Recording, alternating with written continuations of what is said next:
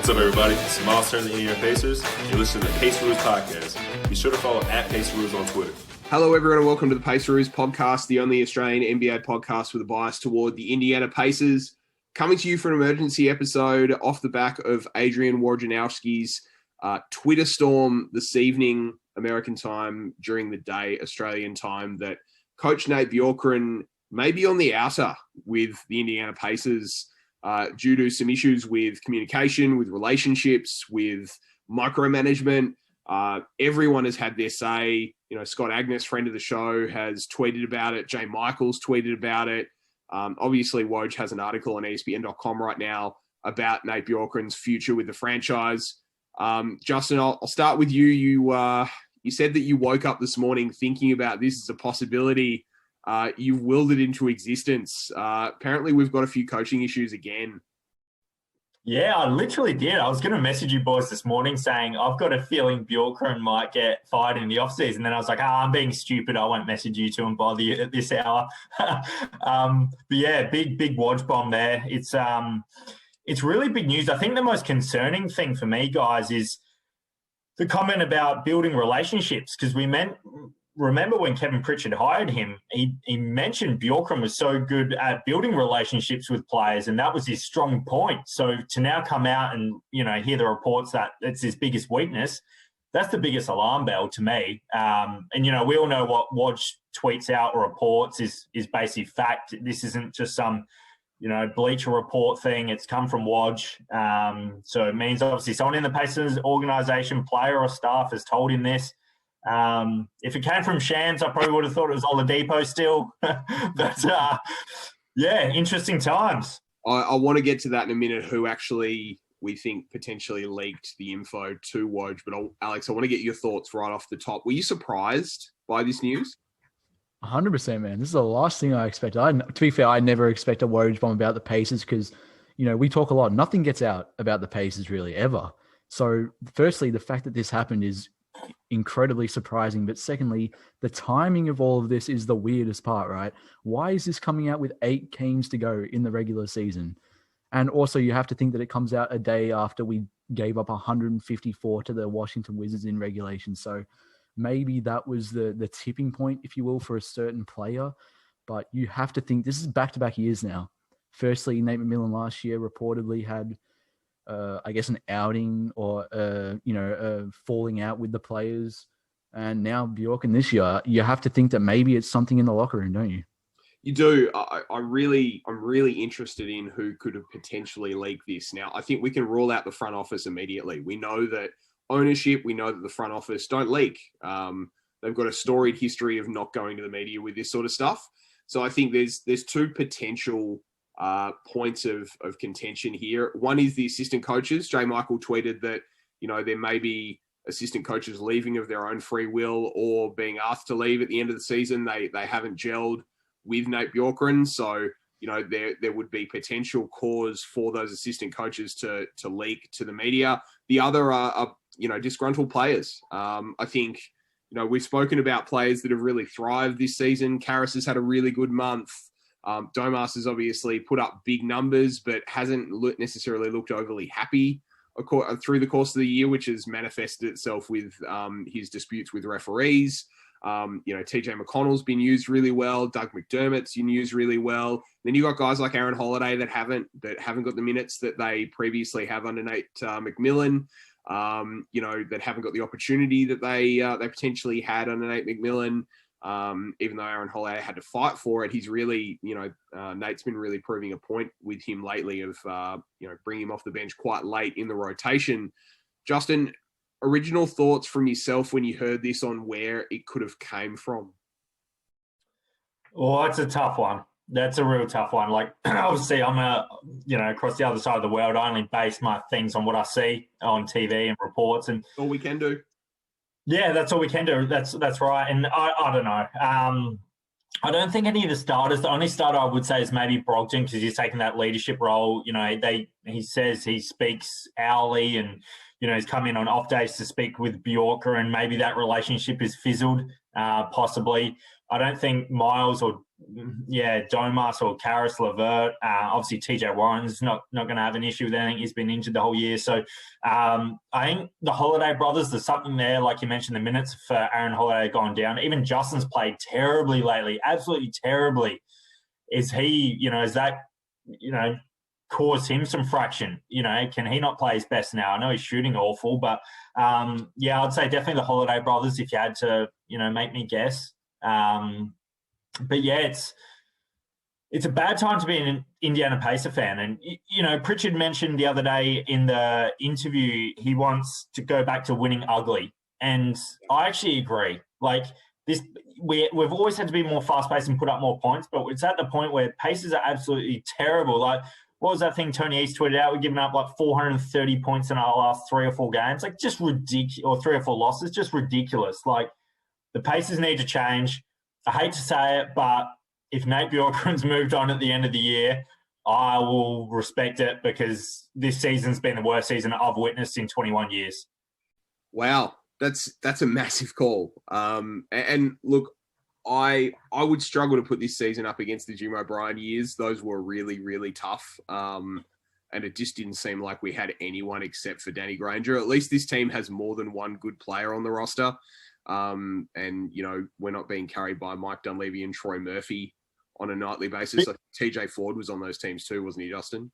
He was, but you know what? That team fought. Like, even if they lost 80-92, that team fought. Granger, did his best. This team's just given up 140. Westbrook's putting up 20-20-20 on us, basically. Like, it's the worst season I've ever seen. And I think if you're a long-time Pacer fan, you know the way the Pacers need to win. It's hard-nosed defense. It's 100-92 win. This 150-138 stuff, yes, the league's moved towards that, but it's not Pacers basketball. We're not going to win a championship doing it. Yeah, I want to talk about the defense in a second, but I think the last point I want to make on the leaks and the story that's developed, there was one aspect of the story that intrigued me in that it was saying that Nate Bjorkgren was making a concerted effort to improve and to get better. That clearly comes from his representation or someone in his camp. I don't think... I think that's clearly, obviously, Woj reaching out to two sides of the story and getting, I guess, a bit of a rebuttal from his agency or his representation, someone in his camp to say, look, he's doing the best that he can. He's trying to improve, trying to take on the feedback. He seems like the type of coach, and he has come back and said that it's him. He's put it on himself. He has taken responsibility for the way that this team has played. But to your point, Justin, giving up the second most points in franchise history against the Wizards, even though he scored 140, much of that was in garbage time when the game was already run and won. And Alex, it's really for a franchise that's prided itself on defense for decades. It's a really bitter pill to swallow, isn't it? Yeah, it's hard to watch at times, man. It's not like watching the Pacers, is it? It's like we're watching a different team. And I think it was Tony East that tweeted a graphic of the stats, and we have like the 25th ranked defense since April 1st. The only teams below us, all teams that are tanking. So they're trying to play badly. That's how bad we've been on that end of the floor. And, if you watch the game yesterday, we were giving up open 3 after open 3. Then we were giving up another layup, a dunk. It is just ridiculous. So, it's not Pacers basketball. And obviously Miles Turner being out, he's your defensive guy. That hurts. But there's no excuse for giving up 154 regardless of who's missing. And, obviously a lot of that's on Nate, but some of that's on players as well. We talk a lot about it. Defense is effort sometimes, and it just doesn't look like the players have any want or will to win right now. Do you know how many points in the paint we gave up against Washington yesterday, Justin? Probably. What? I don't know. Tell me. Enlighten me. 96 points in the paint. That is disgusting. Honestly, that's terrible. Yeah, look, the first emotion I have when I see 96 points in the paint is utter disappointment, I'm embarrassed about that. It's not like we played a Embiid or Jokic. No. It's the Wizards. Who have they got? Alex Len and Rui. Like, yeah. That's yeah. I reckon like this report's come out obviously today, like you mentioned, Adam. The Wizards game, someone's cracked it within the organization. Yeah. Whether it be Pritchard, whoever, Buchanan a player, someone's cracked in and gone, nah, this is embarrassing. And the leaks come out, because after the OKC game, it's not going to come out after that when we won by 60 odd. It's someone's cracked it after yesterday. But yeah, like you mentioned, Alex, such a weird thing, 8 games after the season. You'd think this would just be, all right, we've got 8 games left, probably not going to make the playoffs. Let's go through it all then, whether we keep Bjorkgren or not. But yeah, someone's obviously lost the plot and gone, no, I'm going public with this. Back in, I think it was the 08 or 09 draft, there was video circulating of Chinese prospect Yi Jianlian being guarded by Chair. I'm pretty sure that Chair would have played better defense inside than the Pacers yesterday. At 96 points in the paint is disgusting. And for all that we've said on this show, there's a guy that you heard 5-10 minutes ago, Miles Turner, to intro us in the show, and there's been a lot of interesting opinions on Miles' future in the franchise. But what you are seeing is a window into the future if Miles Turner is traded from the Indiana Pacers. There is a mindset defensively when Miles is on the floor where the opposition do not want to try and score in the paint because they know that their shot is at risk of being challenged, rejected, altered with Miles inside. And at the moment, we don't have anyone inside to do that. And I think we're also getting a window into what a Domas Sabonis at center team would look like as well. And, defense is, I think, it's part coaching and part effort. I would say that we're definitely seeing these reports be a reflection of the coaching of the team. And overall, the relationships or lack thereof that Nate Bjorkgren has not managed to build this year, Alex, is also evident in the effort that this team's providing on the defensive end. It seems like everyone's happy to get their stats. Everyone's happy to, pull down boards, to score points. Offensively, we're happy to score 130, 140 points a game. Great. But what good is that if you're giving up 150? Yeah, exactly. I mean, you hit the nail on the head. We talk about it. It's effort 90% of the time. We have a few above average defenders, but you see guys like Damian Lillard the other day said, nah, screw this. I'm going to guard Tatum in the fourth quarter. And he held him to 7 points in the second half. Damian Lillard's not a lockdown defender. He's not, known as an all NBA defensive guy, but he took that challenge because he wanted to win. I don't really see anyone on the Pacers that's like that has that mentality.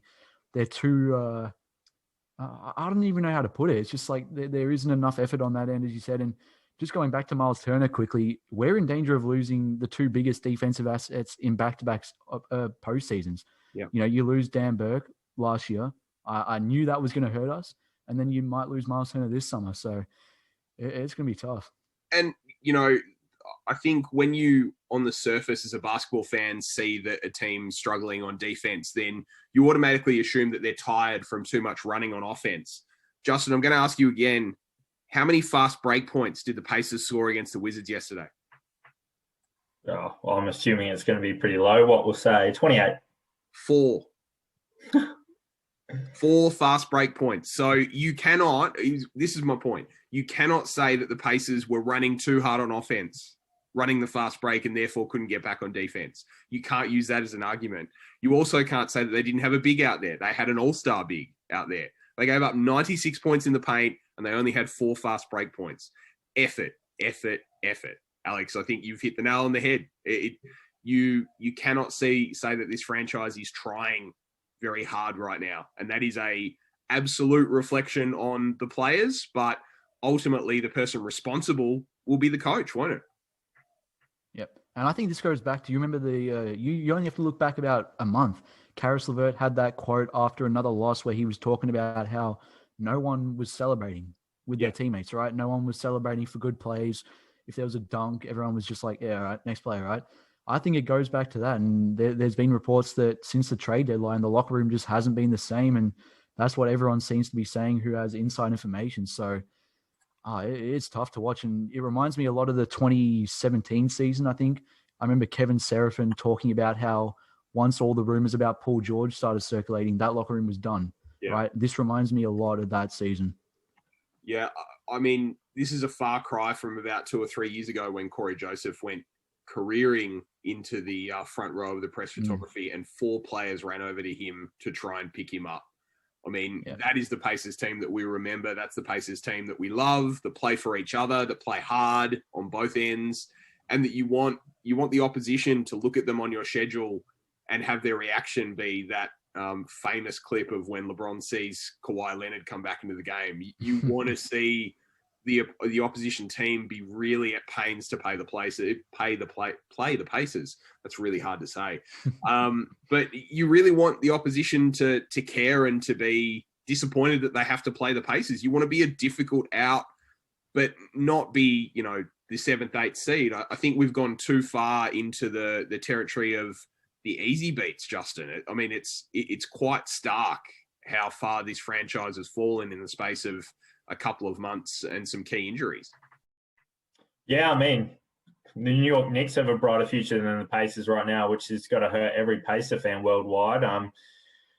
It's just tough. Alex, you mentioned like the locker room issues, and that's surprising to see. I felt like earlier in the season it was a lot to do with the Oladipo situation. That was kind of hurting the locker room with will he re-signed? Oh, should we just trade him? And then all the beef him and his sister with Miles had, all that stuff. So I thought once Oladipo was traded, all right, cool, clean slate. Let's get this season underway and build on the next few years. But that wasn't the issue at all. It looks like it.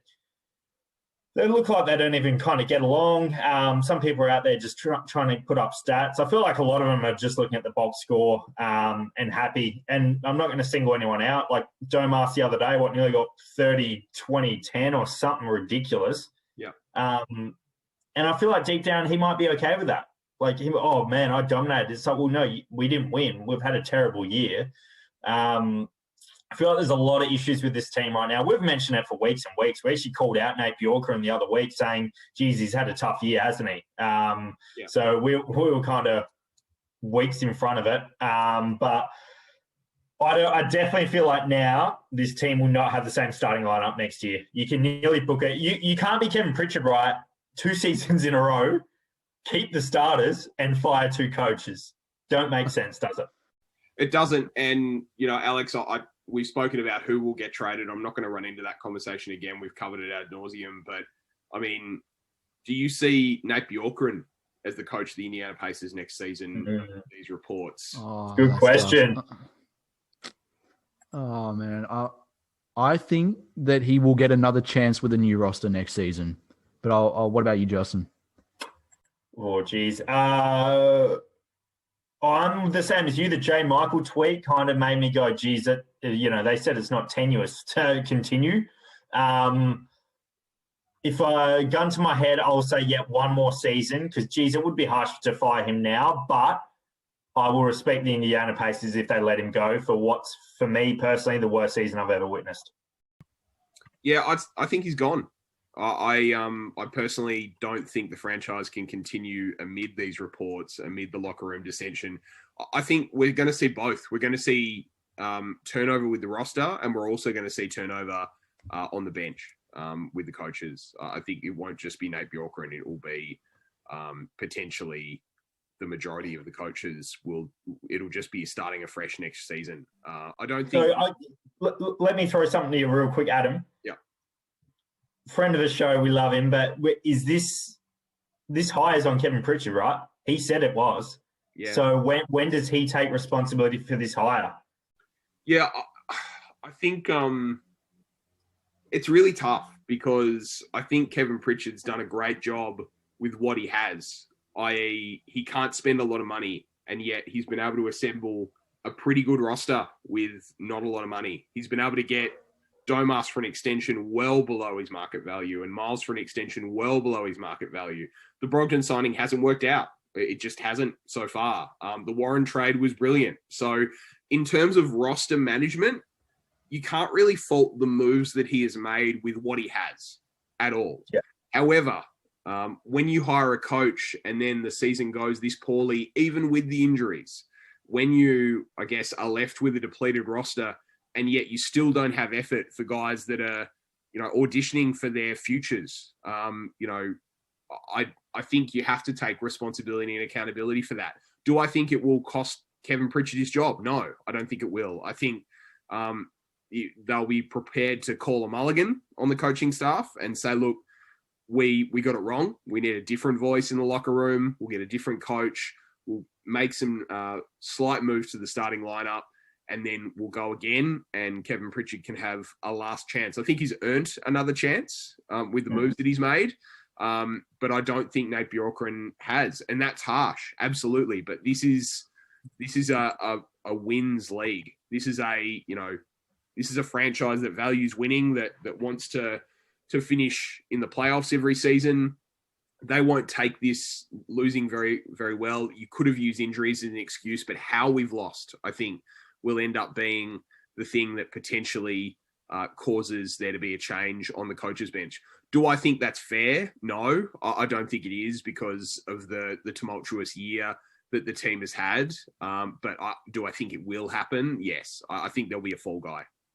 Well, yeah, that's really well said, Adam. And Alex, I reckon you might agree with me on this one. I think from Herb Simon's point of view, if they do let Nate Bjorkgren go, I honestly think, fans or no fans, this home record they've had standing for 30 years, I think that means a lot to them, being over 500 for 30 odd years or whatever. I think this season, for them failing it, questions have been asked saying, hey, we've had a good home record for 30 years. Why is this year different? What do you reckon, Alex? Yeah, I'm with you. The Pacers are one of those organizations, aren't they, that really try to hone in on those types of the goals, I guess you will, like making the playoffs. They want to make the playoffs every year, whether it's the 8 seed or the 4 seed, doesn't matter, right? And you're right, yeah, winning record at home is a big deal, even with COVID, even with limited fans. What are we like? I think we have one of the worst home records in the entire league. Like, I think we have a bottom 4 or 3 home record. So I think that's going to weigh on them heavy. And I just want to leave this out to you guys.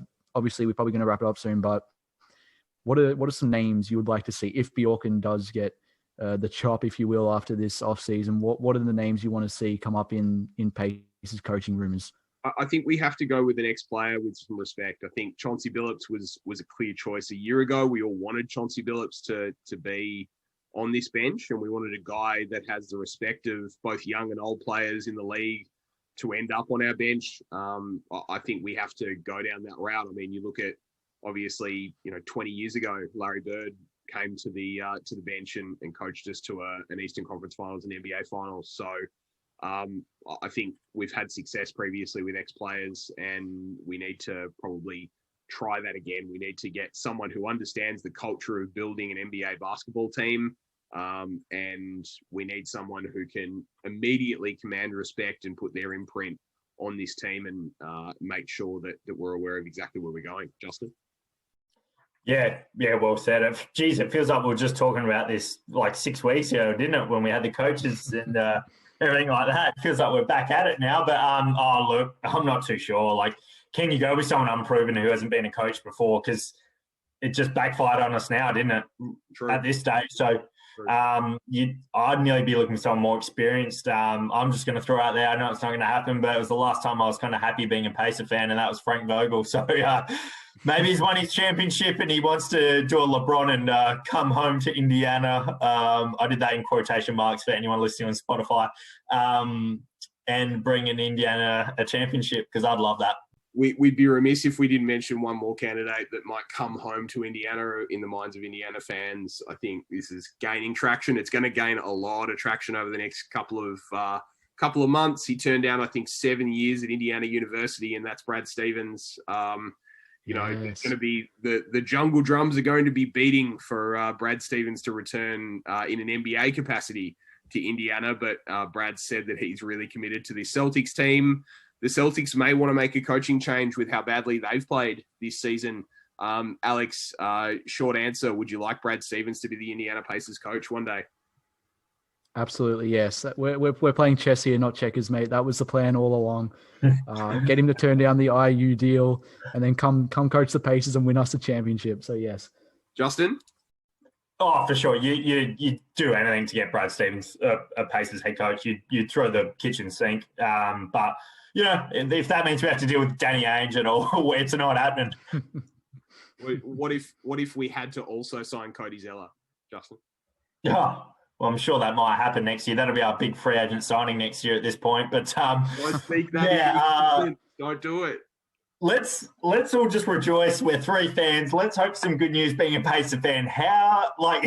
We've started this podcast and had non-stop pain.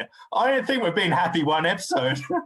That's true. It was very, very early on in our career that Brogdon was like playing at an all-star level, and Domas and Brogdon's pick and rolls were unstoppable.